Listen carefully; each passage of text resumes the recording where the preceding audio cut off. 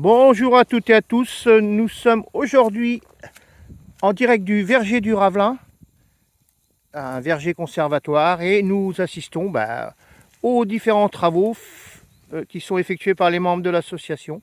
Donc là on va s'approcher, c'est David qu'on voit, David. On va s'approcher de David et on va lui demander ce qu'il fait dans ce massif. Là il a l'air d'être affairé dans le massif. Salut David. Bonjour à tous. Donc qu'est-ce que tu es en train de nous faire là? Parce qu'on voit que tu as... Oui, une petite séance de jardinage. Donc, pour expliquer un petit peu, là, on est dans un massif un petit peu de graminées. On a des plantes aromatiques au fond. Donc, en graminées, on voit de l'euphorbes, on a quelques pénicétums, on voit surtout des taches de gora, tu vois.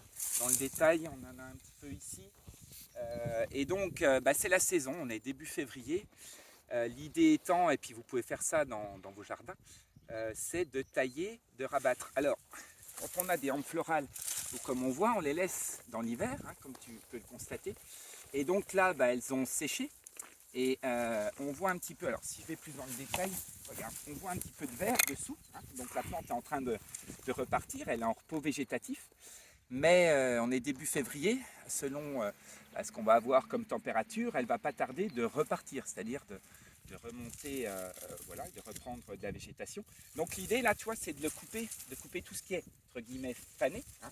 Et donc on va prendre, alors sans trop l'abîmer pour l'instant, parce qu'on n'est pas à l'abri de quelques gelées, on va lui couper, allez, 4-5 cm au-dessus. Donc dans l'idée, en prenant ma cisaille, on va venir comme ça.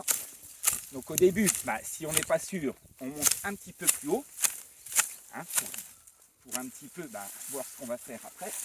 J'enlève le plus gros, et tu vois là on va dire que sans vouloir couper là, ça c'est encore un petit peu trop haut.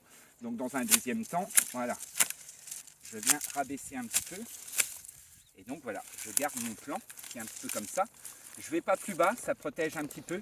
Hein, plus tard dans le printemps, de toute façon ça va se nécroser, tomber aux pieds. Si j'ai quelques petits copeaux ou des petits déchets comme ça, pour nous l'habitude de les laisser, parce que si tu t'approches et dans le détail, on peut voir qu'on a paillé le massif. Tu vois, c'est du paillage. Alors qu'est-ce que c'est? Ça, c'est du refus de compost, donc c'est du débris de végétaux, hein, qu'on peut mettre dans les broyeurs et tout ça. Et l'idée, c'est de venir pailler l'ensemble du massif. On en met, là il s'est dégradé un peu dans le sol, mais il faut en mettre au moins 8-10 cm. Et l'avantage de ça, c'est que on aura moins les mains dedans. Si tu peux voir, on n'a pas énormément d'adventices. Et surtout, comme on pratique en termes d'écologie le moins d'eau, ou en tout cas en termes on va chercher à arroser le moins possible, ça va maintenir tes végétaux au frais et ça garde un petit peu l'eau. Donc voilà, la saison là, c'est bon pour enlever un petit peu ce qui est fané. On laisse quand même des débris, on le voit encore, hein. On ne vient pas tout ramasser.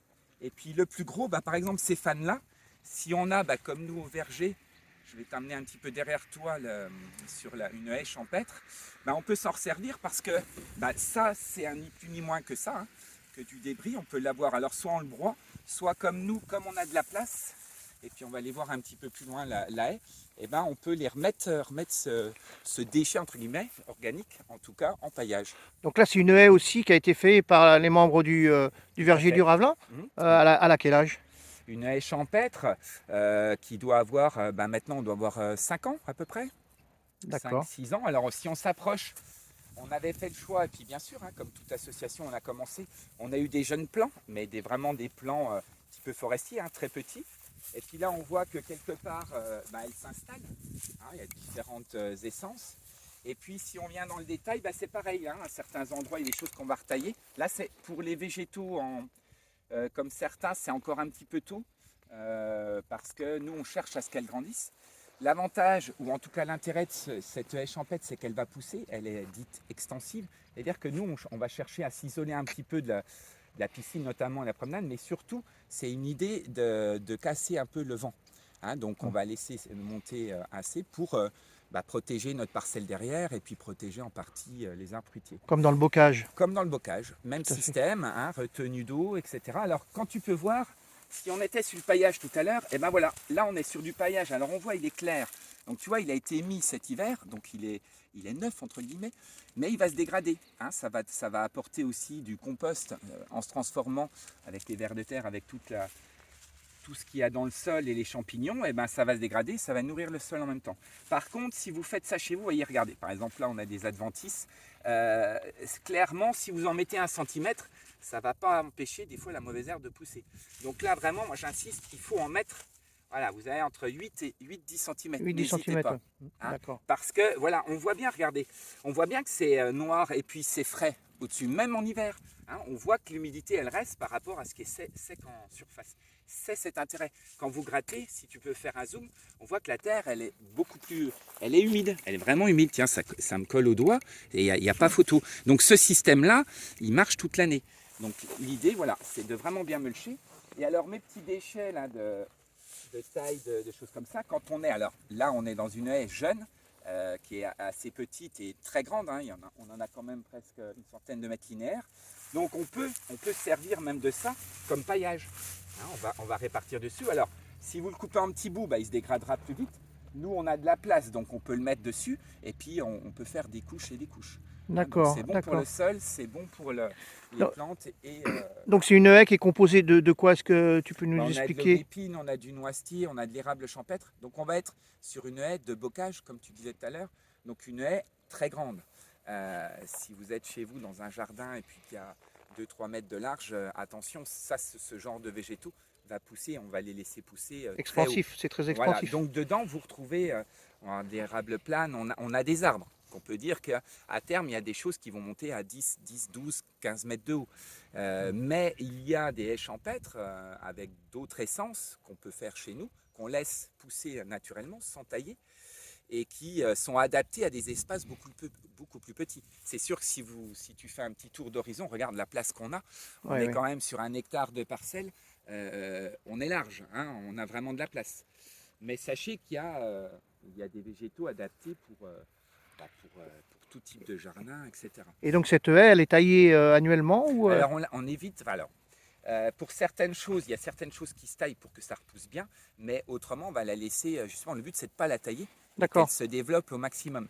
Sur certaines choses, voilà, il y a peut-être des petites choses, là, quand tu viens en direct, regarde, ça quand on le casse comme ça, on sait bien que ça ne va pas repartir. Donc effectivement, il pourrait y avoir un petit coup de sécateur à 2-3 endroits. Par contre, dans le détail, tu vois, là ça bourgeonne.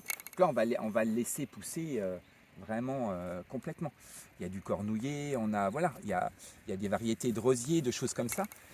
Et puis, si on met, alors en termes d'écologie, on peut parler aussi de ce genre de haies avec différentes choses, sont bons aussi pour la faune, hein, comme l'ensemble des oiseaux qui se nourrissent de tout cela. Donc, pour la biodiversité, et pour l'ensemble d'un écosystème comme ça, c'est vertueux et puis c'est bon pour tout le monde. Bon ben David, merci beaucoup pour cette présentation. C'était une grande première. On va en faire d'autres de temps en temps que vous pouvez consulter sur la page, aussi bien la page Vivre au Mirebeau que sur YouTube. À bientôt David et merci beaucoup pour ces explications très intéressantes. Merci.